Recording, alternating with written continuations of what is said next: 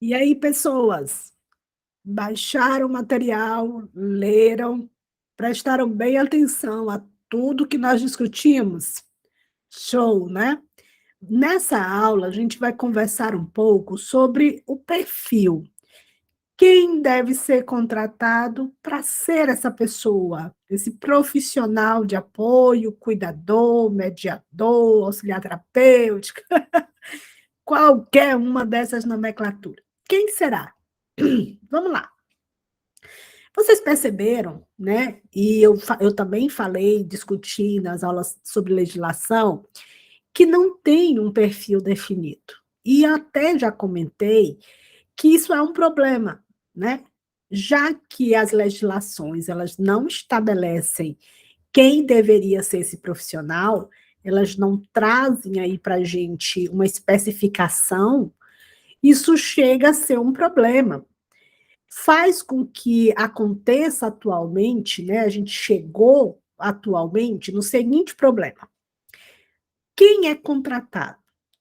Cada prefeitura, cada escola, cada governo do estado cria suas próprias diretrizes. Inclusive, eu vou já deixar aqui para vocês uma informação que vocês procurem nas cidades de vocês se existe uma normativa específica sobre esses profissionais, ou se existe até mesmo sobre políticas específicas dentro do seu município, normativas, use essa palavra, normativas específicas, tá? Se você tem acesso à Secretaria de Educação, se você tem acesso à Prefeitura, normalmente a gente sabe dessas normativas ali na Secretaria de Educação, que é quem estabelece, né?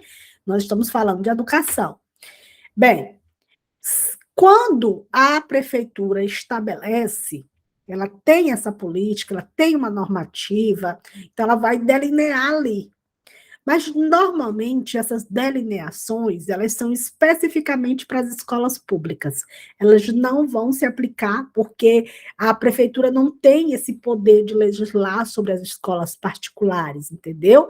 Prestem atenção que as legislações anteriores, elas são federais. E essas legislações federais, elas são, inclusive, para as escolas particulares.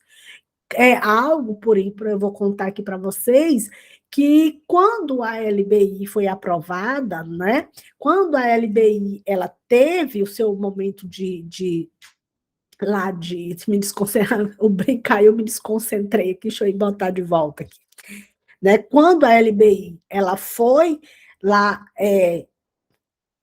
pelo governo federal, né? Ela foi assinada às escolas particulares, não todas, claro, né? Principalmente algumas da região sul, entraram com um processo para tirar um artigo, né? Onde falava especificamente sobre as escolas particulares da LBI. E isso chegou, né, no Supremo Tribunal, e eu lembro, eu acho que foi até o ministro Fachin, eu acho que foi o Fachin, na época que disse que deu parecer negativo, e eu só sei que não foi para frente, isso aí foi negado, né? Foi considerado, usa-se um termozinho que eu esqueci agora, né? Onde se mostra que aquilo ali não tem, vou usar um termo não técnico, não tinha fundamento, né? A lei é para todo mundo, não tem que se aplicar só para as escolas públicas. Eles usam um termo jurídico lá para falar sobre isso. Não era nem constitucionalmente, era outro termo, porque me veio na cabeça agora inconstitucionalmente. Mas o que se queria? Né? Queria-se que aquilo ali fosse aplicado só para as escolas públicas. Não. A lei federal, a LBI, ela é aplicada a todos os cidadãos brasileiros, né? Não tem isso. É tanto que a legislação ela tem deveres também, né? Não é só direitos, ela também traz deveres. Mas aqui, gente, vamos trazer aqui para a nossa conversa, né? Termina sendo quem as pessoas que estão sendo contratadas. Na realidade, a gente tem três tipos de público sendo contratados. Um, um público que a gente chama de público técnico. é aquele público que tem um auxiliar de enfermagem, tem algum tipo de curso técnico ou ele tem só o ensino médio. Isso tem acontecido muito. Muitas cidades, a nossa, por exemplo, a prefeitura teve uma época que só pegava técnicos e auxiliares de enfermagem, né? Depois, muitas outras cidades, aqui mesmo na nossa cidade, isso foi mudando. E, né, hoje já dão preferência a estagiários dos cursos de psicologia, os cursos de pedagogia, né? Isso a nível de prefeitura, de estado. Já as escolas particulares pegam outro público, que é o público que mais as escolas particulares aceitam e buscam, né? Além do público de estudantes de pedagogia e psicologia, que também são procurados, a gente tem os estudantes ou profissionais que já se formaram de psicopedagogia. E mais recentemente, os de neuropsicopedagogia também estão sendo bem procurados. Por quê? Bem, isso se dá porque a falta de conhecimento específica na área causa problemas. Contrata-se esse profissional de apoio. Esse profissional não tem conhecimento nenhum sobre deficiência. É o que acontece com a primeira categoria, os de técnico. Contrata-se por ser uma mão de obra mais barata, né? E aí esse profissional ele não tem qualquer conhecimento específico sobre deficiência. E aí traz esse profissional para dentro das escolas. Olha só, causando um prejuízo enorme. Porque essa pessoa, ela chega com a intenção de ser só o cuidador, e a gente vai ter uma aula para falar sobre função, mas esse profissional está dentro da escola. Ele precisa conhecer, ele está dentro de um ambiente diferenciado. É diferente de ser um cuidador na casa da pessoa. Ele é um cuidador dentro da escola. Ele é um cuidador dentro da sala de aula.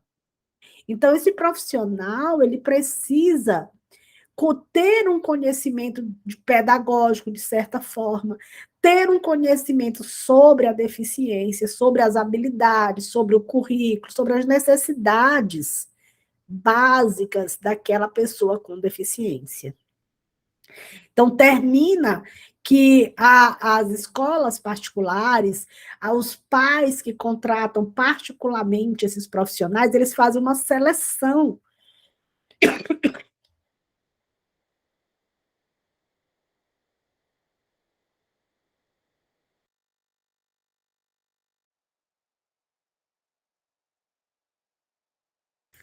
Perdão, uma seleção mais acirrada, uma seleção mais rigorosa, né, mais criteriosa de quem eles vão contratar esse profissional. E muitas vezes os pais, eles até pagam por um profissional melhor, por um profissional com mais qualidade, com mais conhecimento, porque essa família, tendo condição, estamos falando dessa família que tem condição de fazer esse pagamento, ela está preocupada com o desenvolvimento do filho. Ela está preocupada se aquele profissional de apoio vai realmente contribuir para o desenvolvimento. Ele não é só um cuidador para ficar olhando. Então, essa família que tem condição de contratar esse profissional, contrata um profissional mais especializado, mais capacitado, com conhecimento na área. Já fica, né, a grande maioria dos profissionais contratados vindo de nível médio. Aí a gente tem até tem lugares que aceitam profissionais até de nível fundamental. É triste dizer, mas existe, né? E aí a gente escuta muito das famílias, dos professores, a reclamação de que essas pessoas não têm qualquer preparação para lidar, para conviver no ambiente educacional e fazer um processo de apoio a essas pessoas com deficiência, né? Eu fiz aqui, gente, uma listinha, uma pequena lista do que eu julgo, além de como a formação né? Ela não chega a ser obrigatória pelo sistema, pela legislação, a gente viu isso, né? Ela não é obrigatória, então eu não tenho como estabelecer critérios baseados, né, na legislatura, trazendo a formação.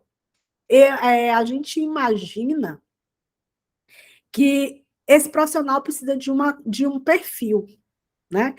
E aqui eu tracei, né, brevemente,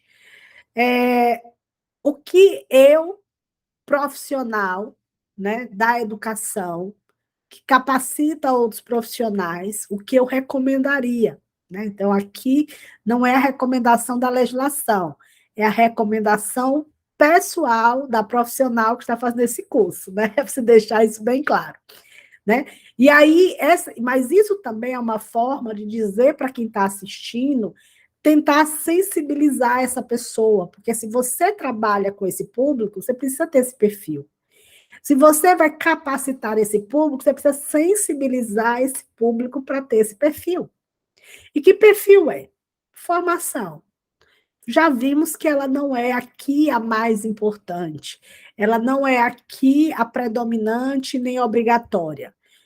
Mas se puder escolher, se essa gestão puder escolher, se essa prefeitura, se esse gestor, ele puder ter essa classificação, que ele faça, né? Que ele faça. A gente colocou aí comunicação, até vi aqui que está errado, tá, gente? Desculpa aí, errei aí na digitação.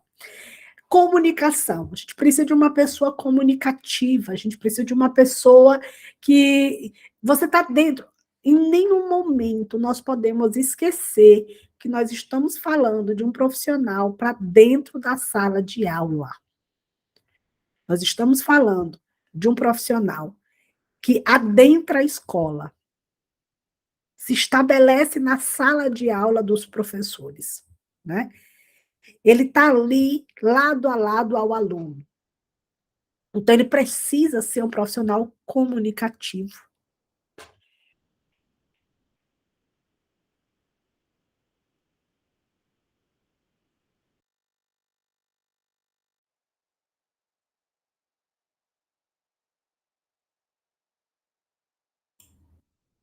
Ele precisa ter uma comunicação entre os professores.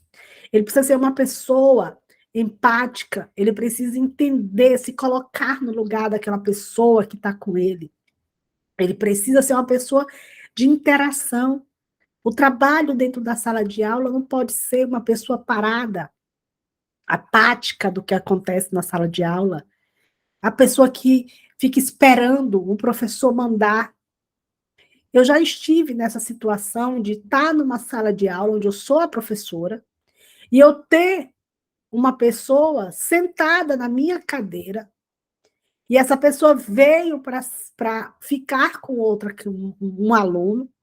Essa pessoa entrou na minha sala, se identificou como uma pessoa que ia ficar com aquele aluno, isso numa turma de 6º ano, e essa pessoa sentou na minha mesa, ela passou a aula inteira na minha mesa, sentada. Quando eu passei uma atividade, ela sentou perto da criança, eu vi ela conversando lá algumas coisas, terminou a minha aula, ela só saiu. Ela não teve qualquer comunicação comigo, professora, eu não vi comunicação com ela e a criança, eu não vi com ela qualquer tipo de interação, terminou, ela foi embora.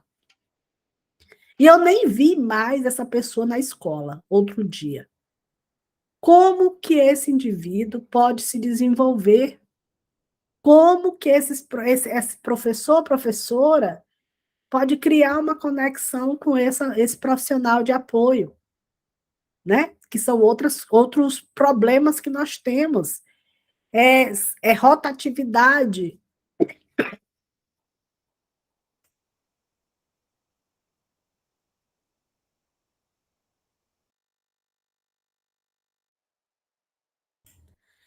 Rotatividade de profissionais, né? A gente tem uma rotatividade muito grande desses profissionais, por vários fatores, que profissionais que não se adaptam, que não gostam, vêm muitas vezes pelo interesse financeiro, e aí vê que não é assim, que aqui o buraco é mais, mais fundo, né? Eu já tive alunas em aula dizendo: ah, professor, eu fui porque o salário era bom, porque era para trabalhar só 2, 3 dias na semana, era para ficar só com um menino, mas eu me enganei. Quando eu cheguei lá, o menino me mordeu, me bateu, eu vim embora, não voltei mais. Então, nós temos muitos problemas relacionados a isso. E aí você não tem uma preparação dessa pessoa que vai ficar com essa criança.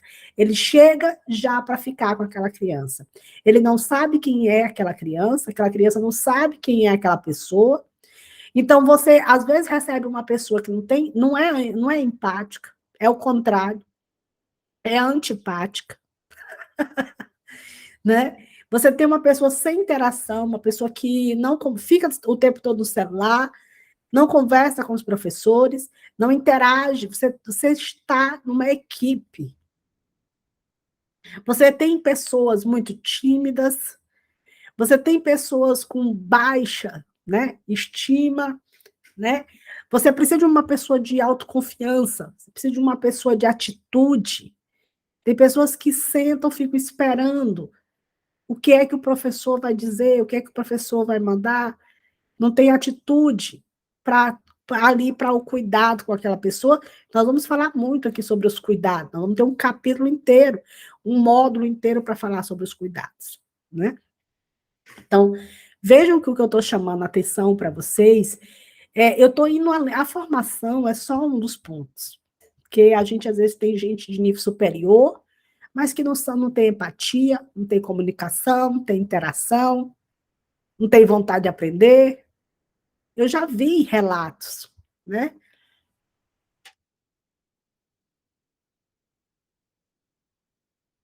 Eu me lembro de uma situação que eu vi no Rio de Janeiro, onde teve um concurso, e nesse concurso, para cuidadores, passaram várias pessoas com cargos, pessoa do direito, vou dar um exemplo aqui, gente do direito.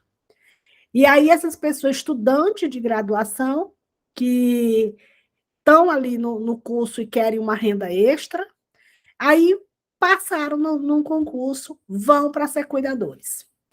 E aí um conflito. Por quê? Porque esses cuidadores não querem fazer atividades como dar banho, limpar bumbum da criança, dar comida na boca da criança. Existem situações que sim, isso é necessário. Por quê? Porque você está ali para cuidar. Nós vamos falar sobre isso lá na função, quando a gente for falar sobre função. Mas olha só, aqui eu tenho uma pessoa até com formação, uma pessoa com conhecimento, mas nesse caso, falando sobre esse caso, né? E aí eu, na época, conversando com uma pessoa do, da secretaria dele, do instituto que cuida dessa parte de inclusão, o que que ela me relatava ali? Que ela tinha muito problema com essas pessoas, e naquele momento do Rio tinha até um vereador tentando fazer algum tipo de legislação. Por quê? Porque você tinha uma resistência muito grande desses cuidadores em não exercer o cuidado, né? Aí você tem formação, mas você tem falta de empatia, falta de interação, né? A gente pode chamar de falta de respeito também, né? E falta de compreensão de sua função, tá? Se você está ali naquele ambiente, daquela sua determinada função, né?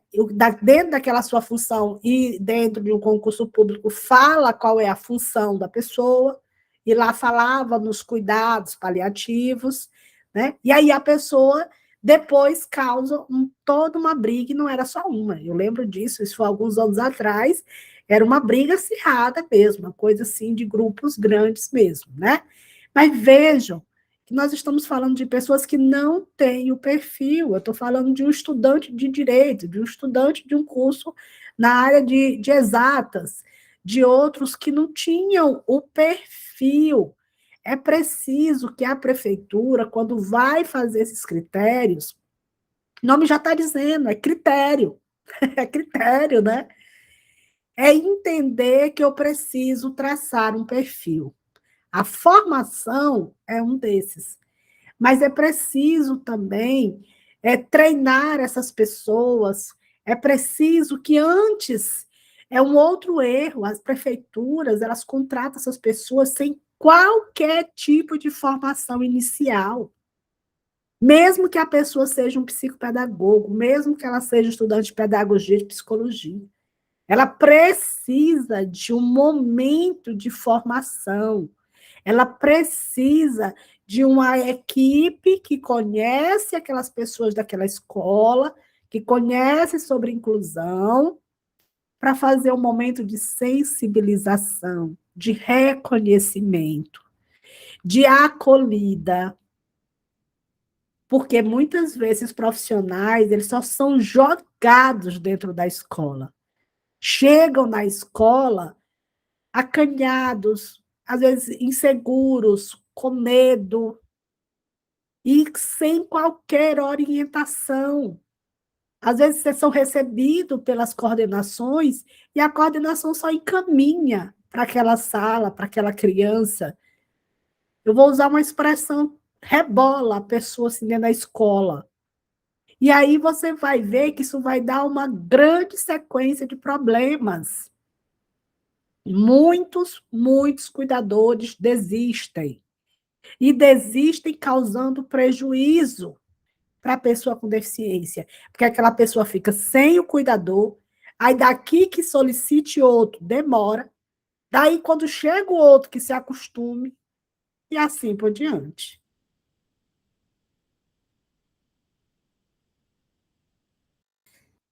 Então, vejam que a gente tem uma sequência, gente, é uma sequência de problemas, né?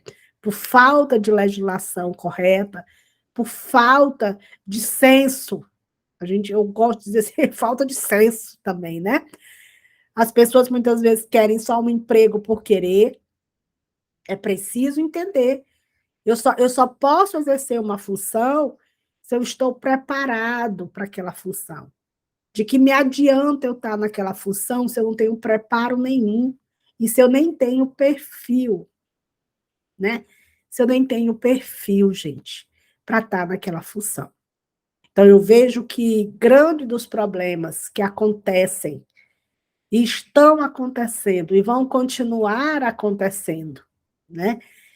Junto, dentro desse setor, fazendo com que aquilo que seria para ser bom, aquilo que seria para ser legal, para desenvolver a pessoa com deficiência, se torna um entrave, se torna um problema, se torna negativo.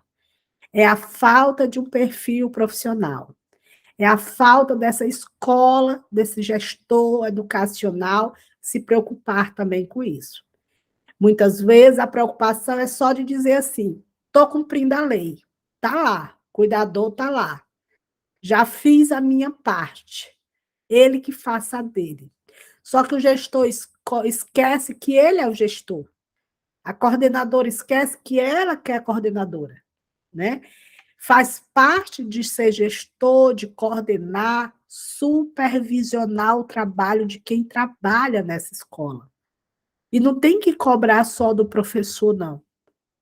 Tem que cobrar também do profissional de apoio. É tanto que eu vou falar mais para frente, eu vou falar sobre relatórios, sobre cobrar relatórios desse profissional, cobrar desse profissional resultados, gente. Ter só uma pessoa para estar ali do lado, sem que essa pessoa não ajude esse indivíduo a se desenvolver, não trabalhe para que ele tenha autonomia, não ajude esse professor a executar as atividades, não serve.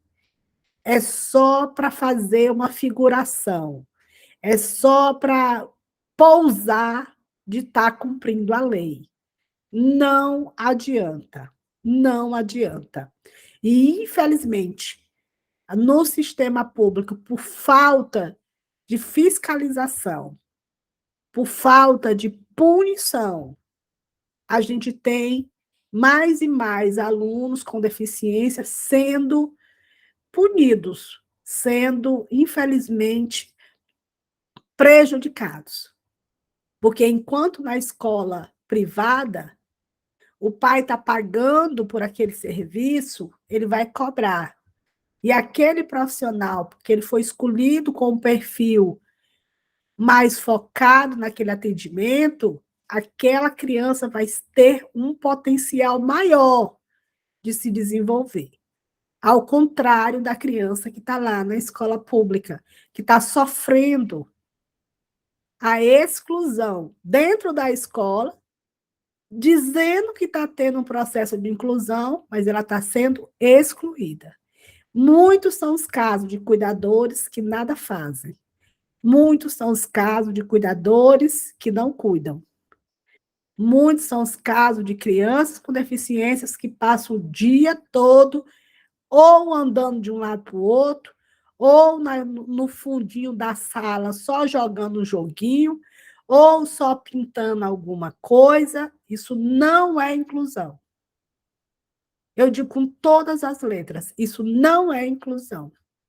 E a pessoa do profissional de apoio não é para ser contratado só para ficar olhando para a pessoa, não. Para não saber fazer nada. Ah, mas eu não sei o que fazer. Então não deve ser contratado. A escola tem sim compromisso. O gestor tem sim compromisso. A coordenação tem sim compromisso. O professor tem sim compromisso. Então, todas essas pessoas estão sim envolvidas numa cadeia de responsabilidade. A vítima aqui é a pessoa com deficiência. Ela sim vai ser prejudicada. Mas a gente vai falar mais sobre essas questões. Quando a gente for falar mais sobre a função, a gente vai voltar de novo nesse assunto e vamos mais uma vez dar continuidade.